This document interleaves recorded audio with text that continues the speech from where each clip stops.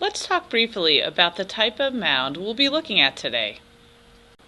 As you can see, this is not what we consider a Franklin County mound or a pine tree mound.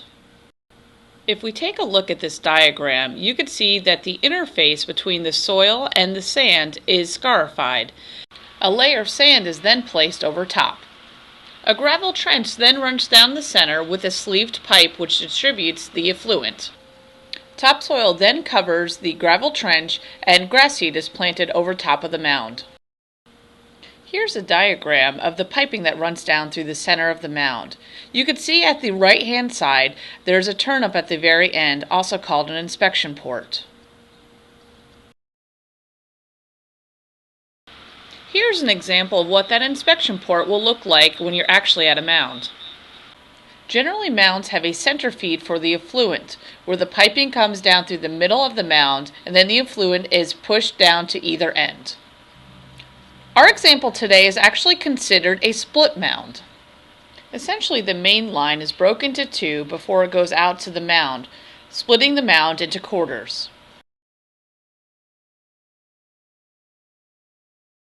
Alright, we're going to inspect a mound today. We're going to be looking at the tanks. This has a lift pump. There's no aerator associated with this one.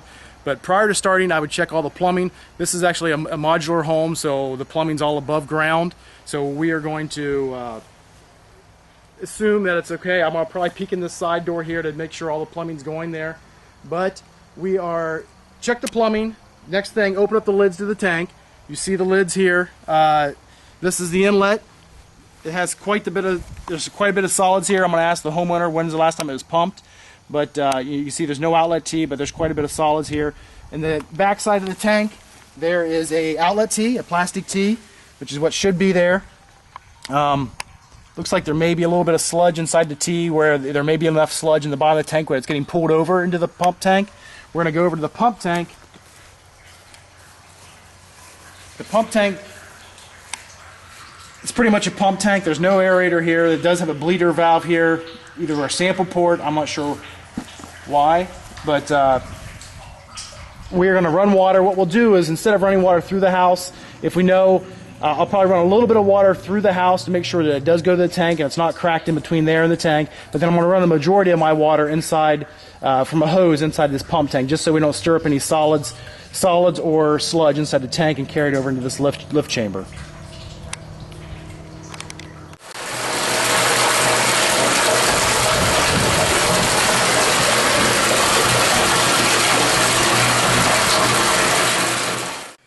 This is the control panel for the pump, which actually has the time doser in there to actually dose the mound every 4 hours. First thing we want to do is just test to see, there's a switch on the side here. There should be a test button to see if the alarm's working. This one, the alarm's not working. I don't know if it's a fuse issue inside or possible some other wiring issue, but it needs to be, or maybe just the audible alarm's just not working. So that needs to be serviced. We're going to go ahead and open it up, show you some of the components here. Okay, so here's your timer for your mound. This is actually the counter. This is how many times it's kicked on.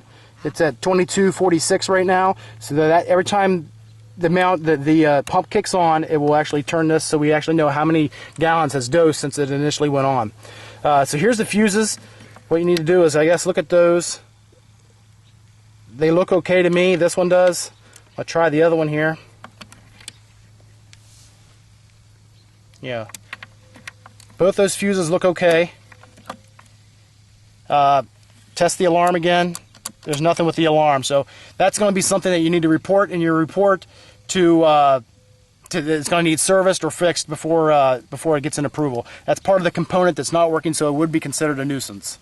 If you're an inspector, you're looking at the actual control box, the control panel here, definitely record the counter. This one, like I said, was 2247. Record that. That way, if we know if the mound would fail in another month or two or something like that, or there's issues, we actually know at that point, since your last inspection, it kicked on 100 times. So we know how much water they're using. If there's a leaky toilet that's kicking that pump on all the time, we can estimate how many gallons have been pumped to that mound, in that 24-hour period, in that 24-hour or 24-day period. That way we know if they're using a lot more water than they're supposed to.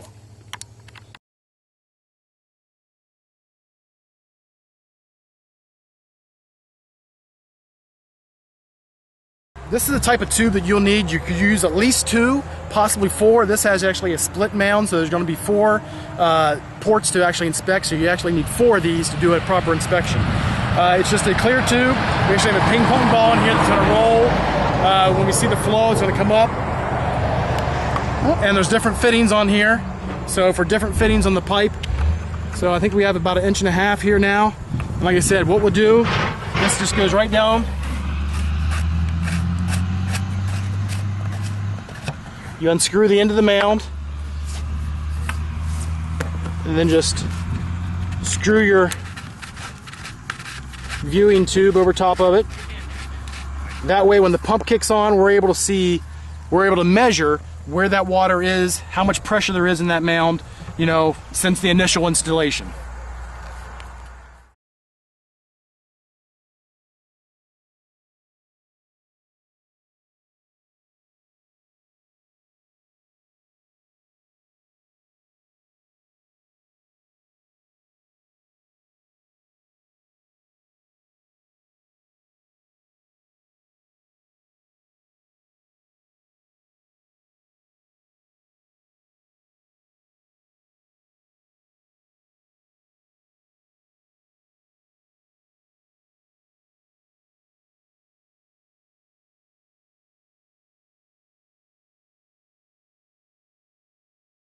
So what you want to do is when this gets high enough, you want to measure to see what this head pressure is here. So you want to measure down from the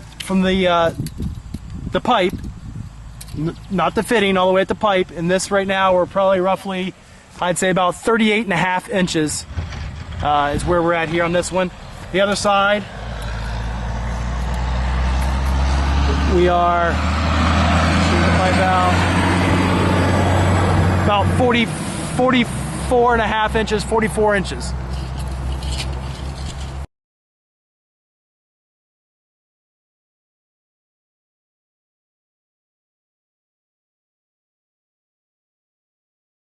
And 46 on this side of the mound. We had roughly about 37 inches on average on the other side of the mound. So.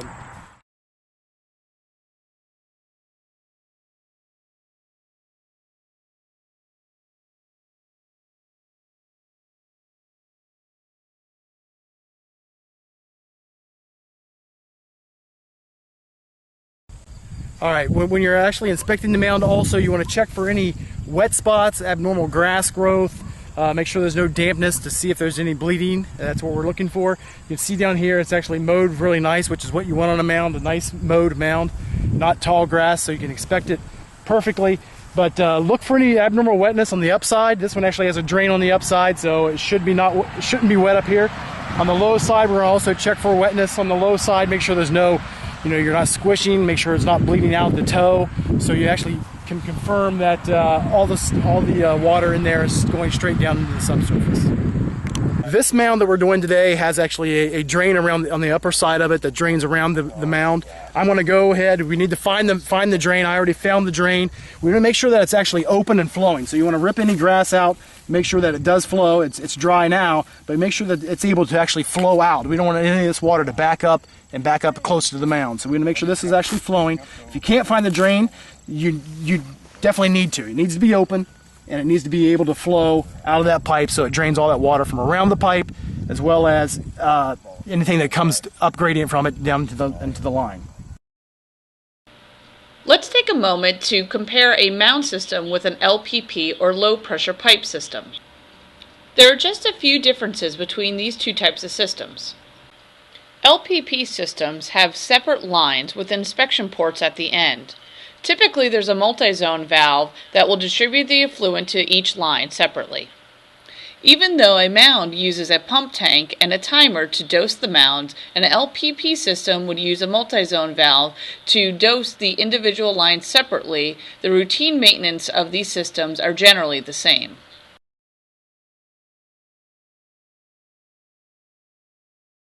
So as a homeowner or an inspector, what you want to do is maintain your mound. Every so often you need to flush those lines out. And what I'm going to do here is going to show you the end of one of the leach lines. So you'll flip the cover off. Inside here, there's a cap on the line. So what you'll do is just unscrew that cap. And then From here, we'll walk on down here. In the middle of this section of the mound, there's a valve. What we'll do is shut these valves off, which I've already done. I shut this one's wide open, so it's going to go to that side. This one's shut off. I shut that one off, which goes to that side. When I kick the pump on, I'm going to flush this line out with maximum pressure, more than normal, and it's going to scour that line, get all the scum, debris, everything out of this line. I want to see that until it clears up on that end, and then what I'll do real quick, as the pump's still on, I'll switch them. Well, I'll turn that on, then turn that one off, flush this line till it clears out, and then there's another section of this mound that I actually need to do the exact same thing to.